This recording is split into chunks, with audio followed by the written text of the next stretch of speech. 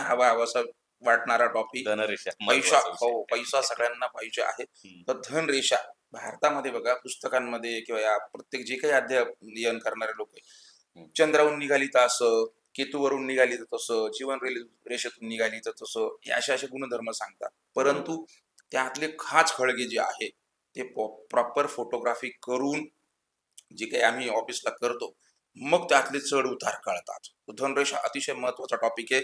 प्रेक्षकांसाठी सांगतो मी, हे बघा, जी काही खालून वरती इथं ह्या बोटाकडे जाते, मध्यमा जी आहे तिकडे खालून वरती जाणारी जी रेषा असते तिला धनरेषा म्हणतात. तर धनरेषा जेवढी पातळ, जेवढी शार्प, जेवढी सुंदर दिसत असेल, तेवढा मनी फ्लो त्या व्यक्तीच्या जीवनात चांगला दिसून येतो. मनी फ्लो, पैसा देणारी जी आहे ती, ती जर खराब असेल, दूषित असेल, पसरलेली असेल, तर मग खर्चिक जीवन दिसून येतं, कर्जाचं प्रमाण दिसून येतं, ग्रोथ त्या लेवलची दिसत नाही. असे बरेचसे जे खाचखळगे जे आहे धनरेषेहून पाहिले जातात. इवन आर्थिक अडचणी, लॉसेस, जॉब जाणं, बिझनेसमध्ये मोठं जे काही आहे नुकसान होणं, ते सुद्धा धनरेषेवरती दिसतं. त्या गोष्टी सुद्धा दिसतात. तर ही झाली धनरेषा.